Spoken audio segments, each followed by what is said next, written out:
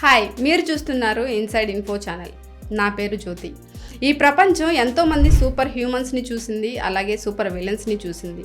ఈరోజు మనం మాట్లాడుకునే హిట్లర్ మీ దృష్టిలో సూపర్ విలనా లేక సూపర్ హీరోనా అని ఈ వీడియో అంతా చూసి మీకు ఏమనిపిస్తుందో కామెంట్ చేసి చెప్పండి. ఆయన గురించి కొన్ని తక్కువగా తెలిసిన వాస్తవాలు ఈరోజు మనం టాప్ 10 ఫ్యాక్ట్స్లో చూసుకుందాం. మొదటిగా, మన సార్కి చెప్పకూడు తిన్న అనుభవం ఉంది. అదేనండి, జైలుకూడు. హిట్లర్ అధికారంలోకి రాకముందు తనకంటే ముందున్న బవేరియన్ గవర్నమెంట్ను కూల్చే ప్రయత్నం చేశాడు. అది కాస్త మిస్ఫైర్ అయింది. దాంతో మనోడు 9 నెలలు జైల్లో ఉండాల్సి వచ్చింది. అయితే ఈ ప్లాట్ఫామ్లో తనలో ఉన్న నేషనలిస్ట్ భావజాలంతో చాలామందిని ప్రభావితం చేశాడు. తను జైల్లో గడిపిన ఆ 9 నెలల కాలంలో జర్మనీని చాలా ప్రభావితం చేసి మై స్ట్రగుల్ అనే తన మేనిఫెస్టో రాశాడు. అదే తను తర్వాత కాలంలో అధికారంలోకి రావడానికి చాలా ఉపయోగపడింది. రెండో విషయానికి వస్తే, అయ్యగారు పెద్ద వెజిటేరియన్. అవునండి, మీరు విన్నది నిజమే. మనోడు చేసేవన్నీ క్రూరమైన నాన్ వెజిటేరియన్ పనులే. కానీ ఆయన గారు ప్యూర్ వెజిటేరియన్. తన ఫుడ్ హ్యాబిట్స్లో చాలా స్ట్రిక్ట్గా ఉంటాడంట. మాంసాహారం తింటే ఏదైనా డిసీజ్ వచ్చి పోతానేమోనని మాంసాహారం దగ్గరికి వెళ్ళేవాడు కాదంట. ఇక మూడో విషయానికి వస్తే, హిట్లర్ మందుల్లో డ్రగ్స్ ఎక్కువగా తీసుకుంటూ ఉండేవాడు. చాలా అడిక్టివ్ గుణాలున్న మెథాఫెటమిన్ అనే డ్రగ్ని ఎక్కువగా వాడేవాడు. దీన్ని హిట్లర్లోని ADHD నివారించడానికి వాళ్ళ డాక్టర్ థియోడర్ మోరల్ ద్వారా వాడేవాడు. ఇంకా అనేక రకాల డ్రగ్స్ వాడుతూ ఉండేవాడని చరిత్రకారులు చెప్తున్నారు. ఇక నాలుగో విషయానికి వస్తే, మన సార్కి ఫైన్ ఆర్ట్స్ అంటే చాలా ఇష్టం. మనోడు అదే కెరీర్లోకి వెళ్దామని వియన్నాలోని ఫైన్ ఆర్ట్స్ అకాడమీకి అప్లై చేశాడు. కానీ తను గీసిన ల్యాండ్స్కేప్ పెయింటింగ్స్ వాళ్ళను మెప్పించలేదు. తన అడ్మిషన్ కూడా రిజెక్ట్ అయిపోయింది. ఈ సంఘటన కూడా తనలోని యాంటీ సెమిటిక్ యూద వ్యతిరేక భావాలు పెరగడానికి ఒక ముఖ్య కారణంగా చరిత్రకారులు చెప్తారు. ఇక మనోడు యుద్ధకాలంలో ఆయా దేశాల నుండి ఆర్ట్ వర్క్స్ దొంగలించి వాటి ద్వారా ఆస్ట్రియాలోని వియన్నాలో ఒక ఫైన్ ఆర్ట్ మ్యూజియం స్టార్ట్ చేయాలనుకున్నాడు. అయితే అలా జరగలేదండి.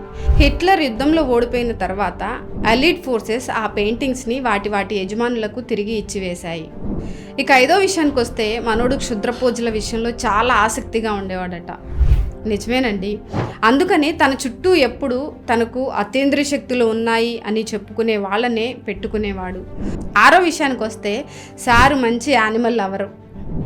మనుషుల్ని సిస్టమేటిక్గా చంపడంలో ఆరితేరిన హిట్లరు జంతువుల విషయంలో మాత్రం చాలా దయగా ఉండేవాడు. బ్లాండీ అనే జర్మన్ షెపర్డ్ జాతి కుక్కను చాలా ప్రేమగా చూసుకునేవాడట. ఇక ఏడో విషయానికి వస్తే, కఠినమైన దినచర్య ఫాలో అయ్యేవాడు. రోజులో తన పనుల్ని చాలా చక్కగా ప్లాన్ చేసుకునేవాడు. తన టైంని ప్రొడక్టివ్గా వినియోగించుకునేవాడు. లేటుగా లేస్తాడు, లేటుగా నిద్రపోతాడు. తక్కువ నిద్రతోనే సర్వైవ్ అవ్వడం తనకు బాగా తెలుసు. అలాగే లేట్ నైట్ మీటింగ్స్ పెట్టి నేను నిద్రపోను, మిమ్మల్ని నిద్రపోనివ్వను అనే రేంజ్లో స్టాఫ్ని బాగానే విసిగించేవాడట. ఇక ఎనిమిదో విషయానికి వస్తే, అభద్రతా భావంతో ఉండేవాడట. అదేనండి, ఇన్ఫీరియారిటీ కాంప్లెక్స్. ఇంత బలవంతుడైన హిట్లర్కి అభద్రతా భావం ఏంటి అనుకుంటున్నారా? తన చుట్టూ ఎంతమంది ఉన్నా తన స్టేచర్ని బట్టి, అంటే తన హైట్ని బట్టి అభద్రతా భావంతో ఉండేవాడు. అందుకే తన అధికారాన్ని ప్రదర్శించి తన ఇన్ఫీరియారిటీ నుండి బయటపడడానికి ప్రయత్నించేవాడు. ఒక్కొక్కరిది ఒక్కొక్క బాధలండి. ఇక 9వ విషయానికి వస్తే, సార్కి సినిమా పట్ల అమితమైన ప్రేమ. మీరు విన్నది నిజమేనండి. ఎందుకంటే ప్రోపగాండా కోసం సినిమా అనేది మంచి ఆయుధం అని నమ్మాడు. తన ఆలోచనల్ని, భావజాలాల్ని, ఐడియాలజికల్ ఎజెండాని ప్రజల్లో నింపడానికి సినిమాని ఒక మంచి సాధనంగా వాడుకున్నాడు. ట్రయంప్ ఆఫ్ ద విల్ అనే మూవీలో తన బల ప్రదర్శన చూపించి ప్రజల్ని మైమర్పించాడు. అంటే సినిమాల్ని ఎలా పడితే అలా వాడేశాడన్నమాట. ఈ రోజుల్లో మన మీడియా లాగా. మనోడు మామూలుడు కాదండోయ్. ఇంకా 10వ విషయానికి వస్తే, మన సారు ప్రకృతి వైద్య ప్రేమికుడు. సాంప్రదాయానికి విరుద్ధంగా ప్రత్యామ్నాయ వైద్య చికిత్సలను ప్రోత్సహించేవాడు. అందుకనే న్యాచురోపతి మీద మనోడికి మంచి విశ్వాసం ఉంది. ఇక చివరిగా, మాస్ మర్డరర్. మన సారు పెట్టిన కాన్సన్ట్రేషన్ క్యాంప్స్లో జరిగిన సిస్టమాటిక్ కిల్లింగ్స్ వలన 60 లక్షల మంది యూదులు చనిపోయి ఉంటారని ఒక అంచనా.